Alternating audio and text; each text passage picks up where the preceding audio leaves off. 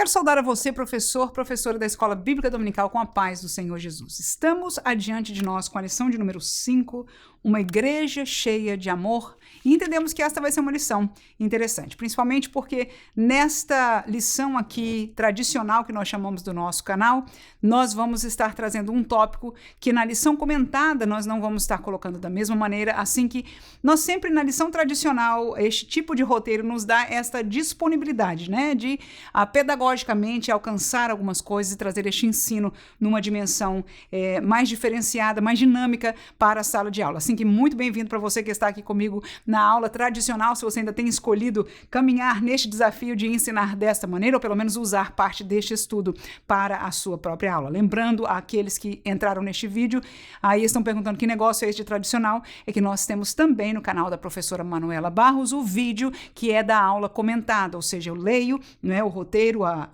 eu leio o comentário do pastor José Gonçalves e nós ali vamos comentando como é costume da maioria dos irmãos. Vamos então ao nosso estudo de hoje, quando nós falamos de uma igreja cheia de amor. Claro que esta série de lições trata-se da igreja de Jerusalém, da igreja apostólica, da igreja primitiva como nós a conhecemos.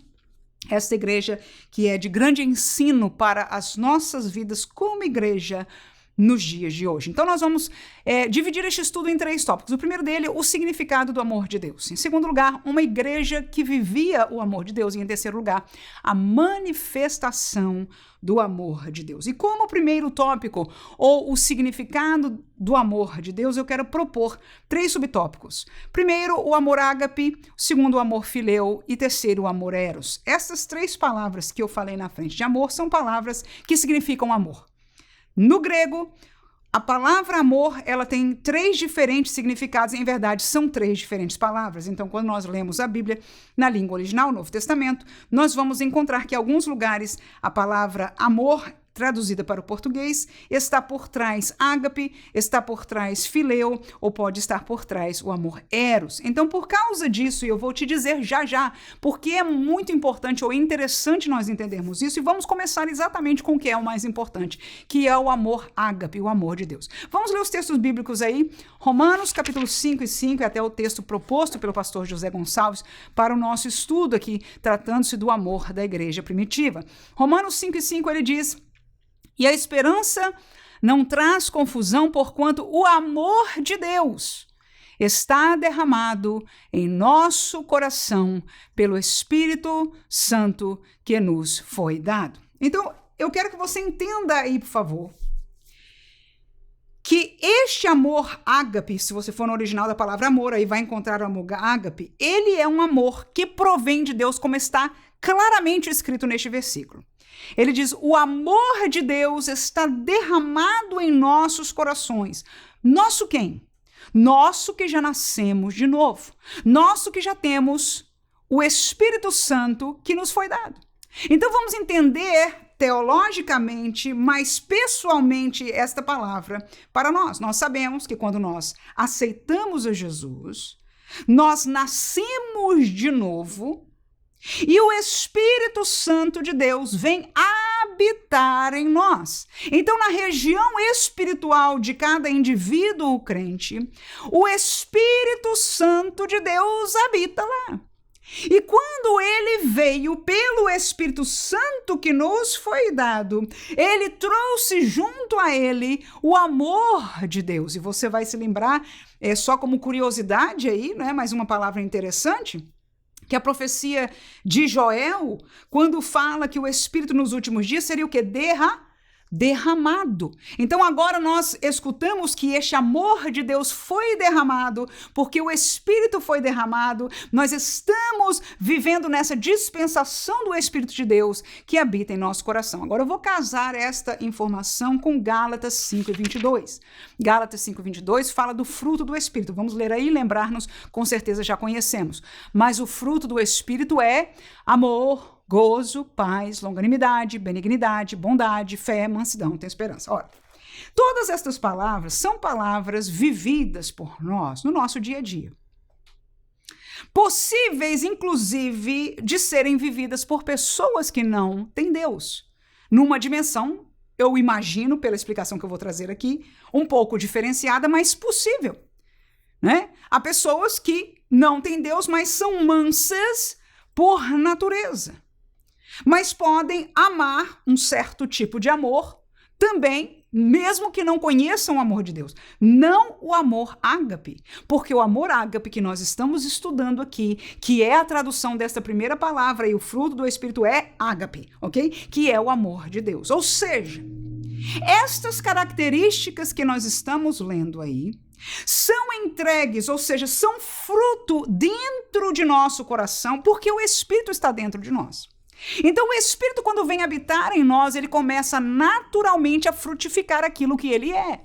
Por que que o crente tem aversão ao pecado? Porque o Espírito que está em nós não aceita, não comunga com o pecado. Nós não o fazemos só pela obediência da lei, sim, fazemos por obediência da palavra de Deus, mas nós sentimos, quem tem essa experiência, quem é nascido de novo tem essa experiência, nós nos sentimos pecando, nós sentimos repulsa, nós sentimos medo, nós sentimos temor, não só pela consciência, mas por algo espiritual dentro de nós, porque o Espírito que nós habita é de Deus e ele é santo.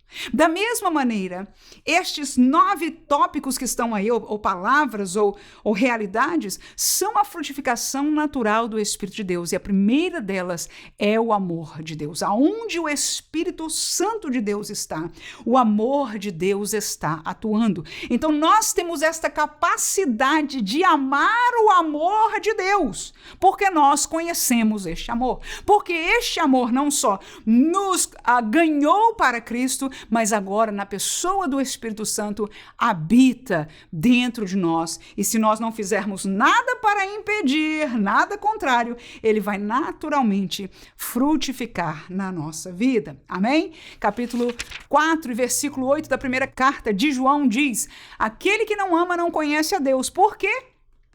Porque Deus é amor. Então, este amor de Deus é a característica intrínseca de Deus. Chama-se de um atributo moral de Deus. Moralmente, Deus tem alguns atributos. E um deles é o amor. Ou seja, Deus não tem capacidade de amar. O texto diz para nós claramente, Deus é amor. Agora, este amor de Deus, que é dele, que provém só dele, que não se acha no mundo, é este amor ágape. E quando nós vamos ler no Novo Testamento, a maioria das vezes que se menciona, maioria, não todas, nós vamos ver aqui, está tratando de um amor que provém de Deus. Eu ainda vou colocar um texto interessante aí, Colossenses capítulo 3, versículo 19, que diz: vós, maridos, amai a vossa mulher, não vos irriteis contra ela. E aí a pergunta é: que amor é este? Claro, se eu coloquei no tópico do ágape, é sim. Ou seja, nós podemos amar a nossa esposa com o amor eros, que nós vamos mencioná-lo daqui a pouco, eu sei que você já entende dele, mas nós como crentes, segundo o apóstolo aí fala a igreja de Colossenses, diz que nós devemos praticar entre maridos e esposas um amor que é de Deus. Inclusive, ele diz aí, não vos irriteis contra ela. E bate com aquele capítulo 13, lembra de Coríntios, Paulo ensinando como é que o amor se comporta? Lembra daquele texto? Pois é. Então, não se irritar é parte daquele contexto.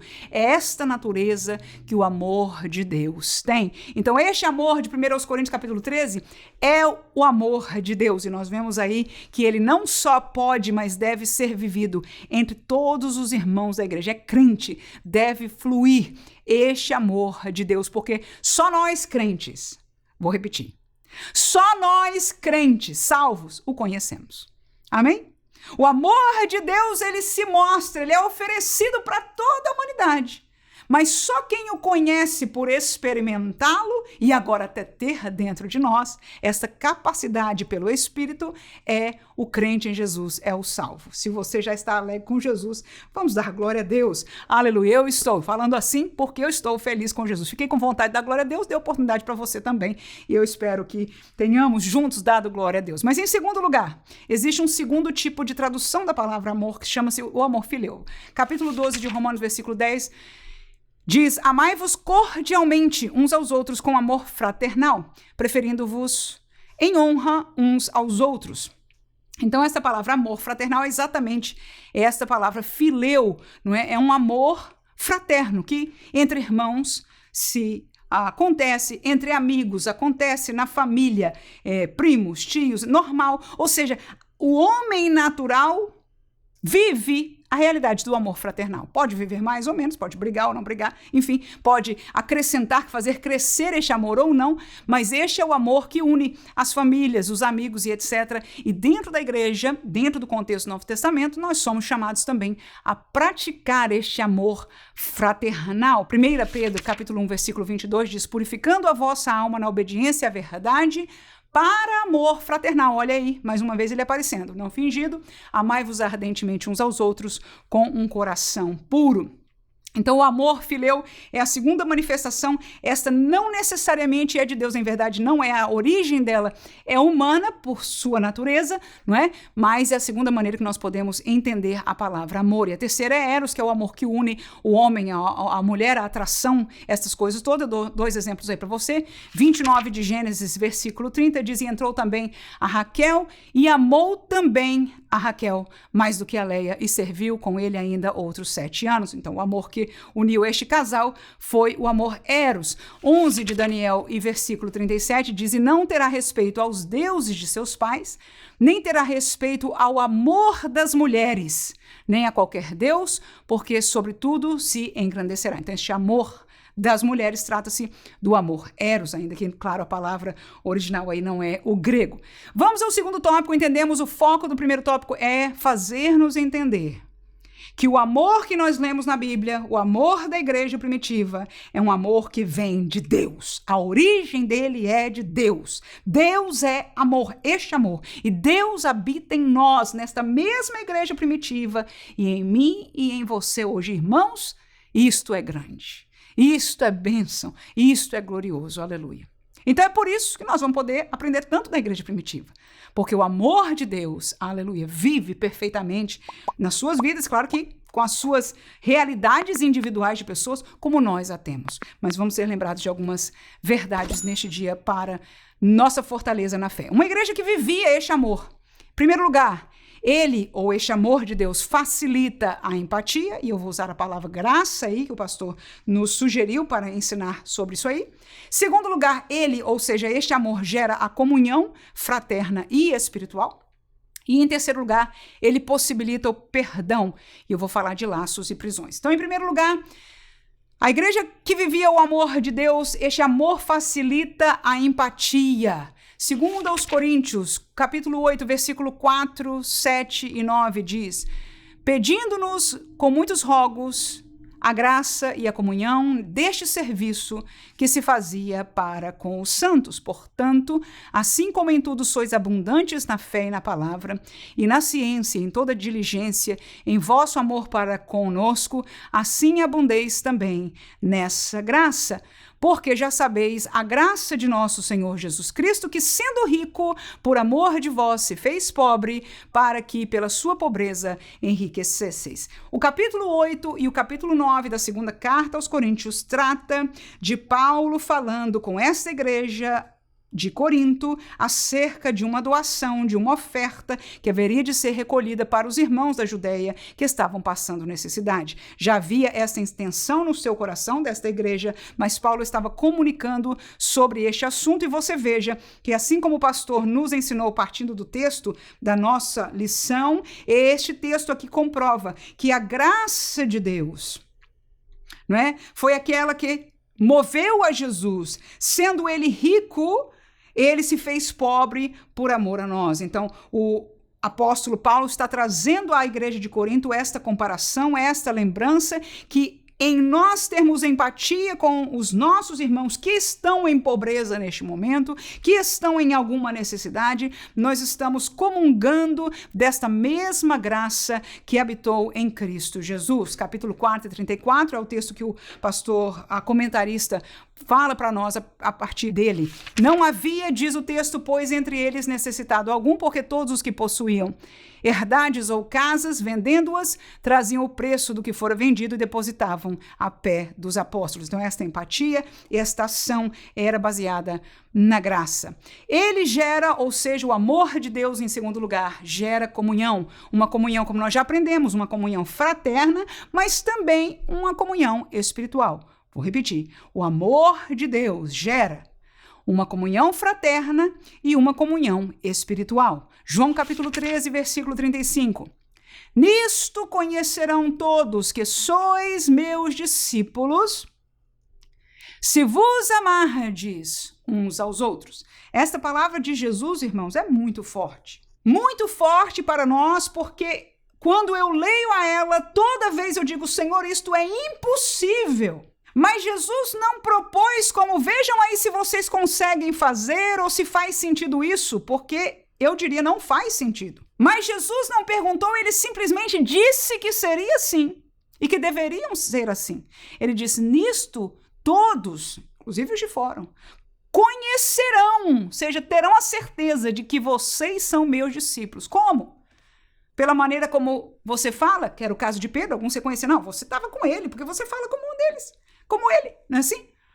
Mas ele disse, Jesus, se vos amardes uns aos outros. Então, Jesus nos comanda que a vivência do amor de Deus entre nós, crentes, gente, este crente mesmo, que está do teu lado na igreja, amém? Seja a característica pela qual nós sejamos conhecidos.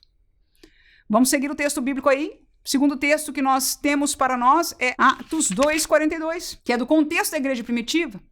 E perseveravam na doutrina dos apóstolos e na comunhão e no partir do pão. Tá aí, social e espiritual. E nas orações. Nós já tivemos uma aula sobre isso, muito abençoada, né? Falando das duas bases e dos dois efeitos aí, que nós vemos claramente neste contexto, mas é isso aí. O amor de Deus gera esta comunhão, porque está neles, nestes salvos, que vivem a doutrina, que vivem alimentando o Espírito Santo de Deus na sua vida pela oração, ou seja, alimentando. Como é que se alimenta o Espírito? Como é que se alimenta o Espírito? Oração e palavra. Então, uma igreja alimentada no Espírito, o Espírito vai frutificar naturalmente. E frutificar é o quê? Frutificar o amor, entre as outras coisas. Frutificar o amor, tanto fraternal como espiritual, no meio da igreja. Então, nós terminamos com isso aí, o primeiro subtópico, né, dessa igreja que vivia o amor de Deus, facilitando a empatia, a graça. Agora, falamos de gerar a comunhão fraterna e espiritual. E em terceiro lugar, o terceiro subtópico aí, nós vamos falar que este amor de Deus possibilita o perdão, laços e prisões. Você vai entender o contexto aí quando nós lemos o texto bíblico. Mateus capítulo 6, versículo 15, o texto diz, se porém, é Jesus falando, não perdoardes aos homens as suas ofensas, também vosso Pai não vos perdoará as vossas ofensas. O que significa? Que estamos presos. O nosso perdão está preso. Alguma coisa não vai caminhar bem.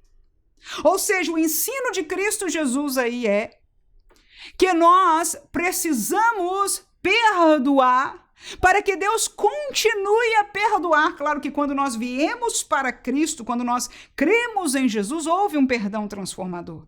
Mas a vivência deste amor, parte dele, está na capacidade e no exercício do perdão. E a palavra nos faz entender que se nós não praticarmos isto, Jesus está dizendo, você vai estar em problemas, porque o Pai vai impedir, não vai te perdoar, se você como crente, conhecendo o amor de Deus, tendo essa capacidade espiritual de perdoar, não o fizer. Efésios capítulo 4, versículo 26 e 27, diz o texto, irai-vos e não pequeis, não se ponha o sol sobre a vossa ira, não deis lugar ao diabo. Eu juntei estes dois versículos aí, entendendo que nós humanamente nos iramos com algumas situações, e nos iramos não é com a situação em si, mas com as pessoas que provocaram a situação. Mas a palavra nos lembra, não deixa pôr o sol sobre a vossa ira, esquentar mais ou passar de um dia para o outro, né? Seja qual for a interpretação. Não deem lugar ao diabo, porque o que nós entendemos que acontece na prática é que quando nós não perdoamos, esta raiz de amargura vai começar a crescer em nosso coração e torna-se uma prisão espiritual, torna-se um laço para a nossa vida. Ninguém mais tem a mesma paz, a mesma alegria espiritual, nem no culto, nem na vida com Deus. Enquanto nós estamos odiando alguém, enquanto nós não conseguimos perdoar alguém, esta é uma realidade espiritual, é uma realidade. Difícil, até triste, eu humanamente falo isso, é triste. Mas ao mesmo tempo é até bom que dói, é tão pesado sobre nós. Porque primeiro ela é contrária ao trabalho de Deus em nós. Mas em segundo lugar é importante que seja para que nós trabalhemos em destruir isso. E às vezes é necessário oração, é necessário ação, é necessário jejum para que Deus dê a vitória. Por isso que nós colocamos laço e prisão, porque a verdade é que quando não há perdão no tocante à manifestação, à vivência do amor entre irmãos, que deveria ser o que marca o nosso testemunho diante de todos. Nós entendemos que há uma prisão, mas pelo sangue de Jesus a vitória, e aquela igreja vivia isto, e esta igreja deve viver da mesma maneira. Terceiro tópico, a manifestação do amor de Deus, manifestado na solidariedade voluntária, manifestado na equidade, não igualdade, manifestado na generosidade, desapego e prioridade. 3 coisas que o pastor nos ensina, nós também somente aí colocamos de uma maneira didática. Então, o amor de Deus, ele é manifestado e foi manifestado na igreja primitiva através da solidariedade. E uma palavra que o pastor José Gonçalves nos traz, a lembrança, é que não era forçada. A oferta, o dar na igreja não é forçado. O dar para o irmão, o que existia naquela época e o que deve existir hoje é feito voluntariamente. Mesmo no Antigo Testamento existia a imposição do dízimo da parte de Deus, era dever, era lei, mas as ofertas voluntárias eram parte do exercício do povo de Deus na realidade do seu dia a dia. Inclusive, não só ofertas voluntárias para o templo ou para as coisas de Deus, mas em realidade também de um para com o outro. Vejamos os textos aí, capítulo 4 de Atos e versículo 34, diz: Não havia, pois, entre eles necessitado algum, porque todos os que possuíam herdades ou casas, vendendo-as, traziam o preço do que fora vendido e depositavam aos pés dos apóstolos. Então você vê claramente que não havia uma imposição, né? Mas as pessoas traziam, vendo, né, a realidade, traziam e depositavam livremente diante dos apóstolos. Capítulo 8 de 2 aos Coríntios, versículo 1 a 3, naquele contexto que nós estávamos estudando no tópico passado. Também, irmãos, vos fazemos conhecer a graça de Deus dada às igrejas da Macedônia.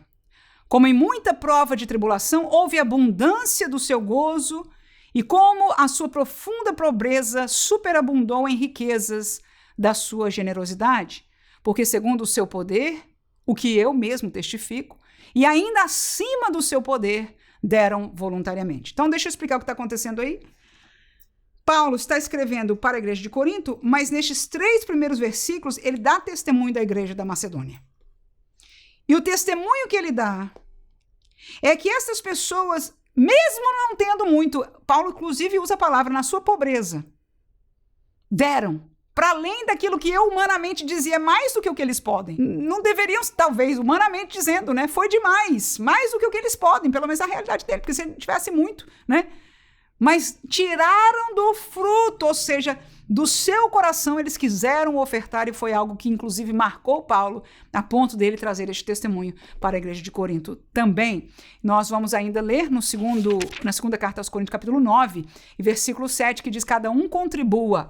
Aí é Paulo já ensinando a esta igreja. Segundo propôs no seu coração, não com tristeza, nem por necessidade, porque Deus ama o que dá com alegria. Então, essa contribuição deve ser voluntária da obra de Deus no nosso coração, mas por ela também nós vemos o trabalhar de Deus, vemos como está o nosso coração. Segundo lugar, Nós primeiro falamos de que a manifestação deste amor é frutificado na solidariedade, voluntariamente. Em segundo lugar, é manifestado na equidade, não igualdade. O pastor nos traz essa orientação, diz, olha, não vamos cair nessa coisa de que todos são iguais. Mas equidade é justiça, equidade é todos terem alcance, equidade é querermos que todos estejam bem, é não estarmos, vamos dizer, felizes, no contexto bíblico, inclusive aqui, né? Com a desgraça de ninguém vivemos como se nada tivesse acontecendo perto de nós. Porque a questão do pobre e do rico é algo que Deus propôs, que sempre existiria, é isso que nós vamos estar provando com alguns versículos bíblicos aqui, e trazendo a realidade da igreja de Atos também. Marcos 14:7 diz, porque sempre tendes os pobres convosco, e podeis fazer-lhes bem, quando quiserdes, mas a mim nem sempre me tendes. Então, Jesus traz uma repreensão aí, o contexto é diferente, mas o ensino fica para nós, né? Não vem fazer coisa por questão dos pobres, porque vocês sempre vão ter os pobres com vocês. Esta é uma realidade. Nós estamos 2000 anos depois na igreja e tem pobres no nosso meio também. Segundo texto que nós vamos estar lendo é Provérbios 22:2, diz, o rico e o pobre se encontraram. A todos fez o Senhor. Não só no sentido de que todos somos criação de Deus, criatura de Deus, né?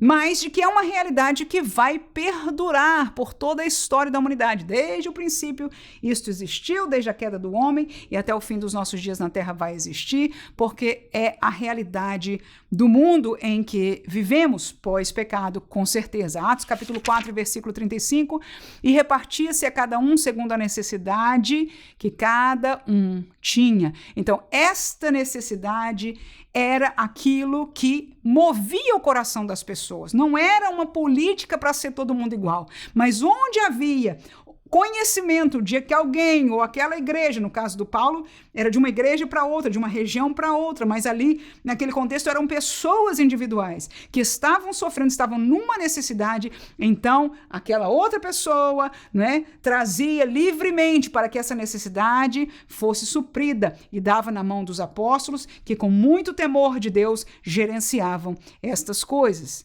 Terceiro lugar, a manifestação do amor de Deus é manifestada na generosidade. E essa generosidade nos traz um sentimento de crentes, de desapego e de prioridade. Quando nós somos apegados ao dinheiro, amor ao dinheiro é a palavra bíblica, não é assim?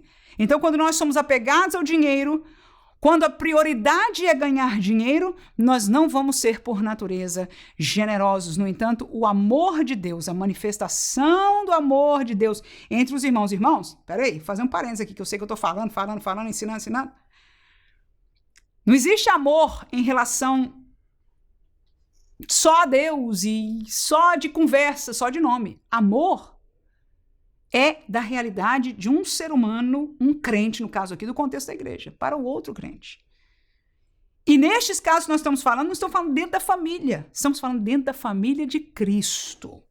É olhar, é amar, é se importar, é ser generoso com alguém que não está dentro da sua família carnal necessariamente. Amém?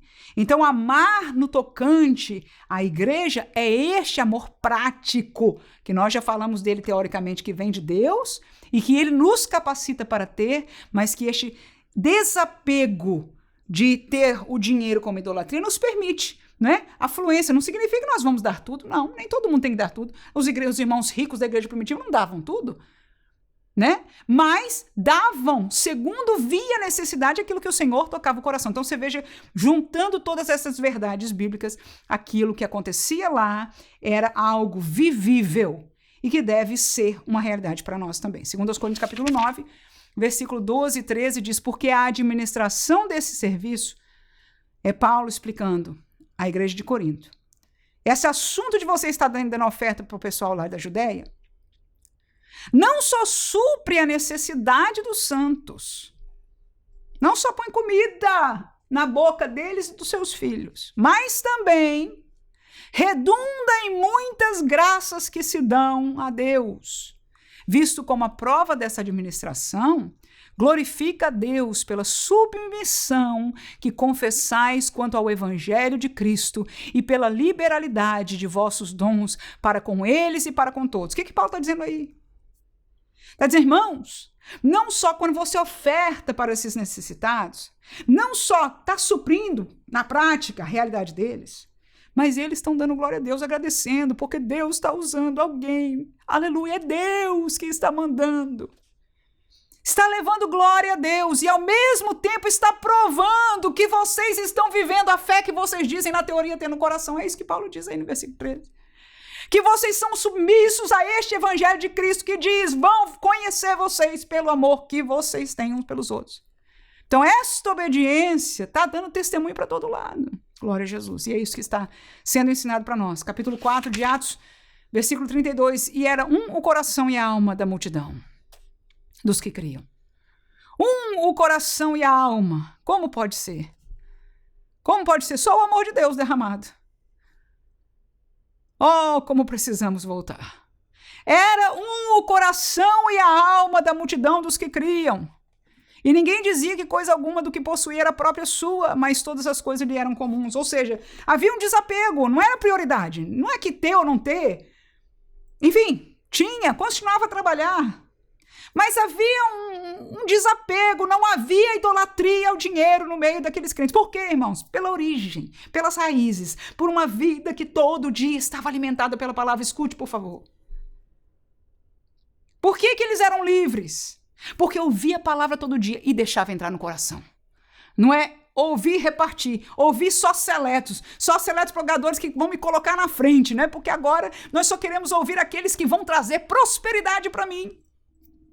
A igreja primitiva não. Ouvia a doutrina dos apóstolos, que é o caminho de Deus, estudamos na primeira lição desta série.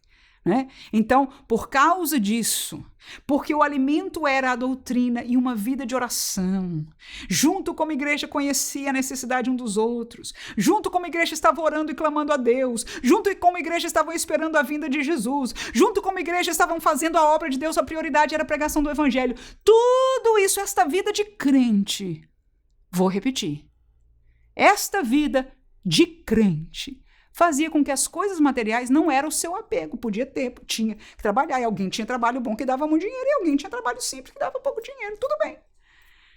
Mas não era a prioridade, não era o que se vivia. Havia este desapego. E por causa disso, o coração e a alma de todo mundo era um. Com mais dinheiro ou menos dinheiro, o coração e a alma era um. Porque a prioridade era nas coisas espirituais. Que Deus abençoe você na sua sala de aula. Não esqueça que nós temos a lição comentada, onde nós lemos o texto da revista e comentamos cada subtópico nessa lição também, em nome de Jesus. Amém.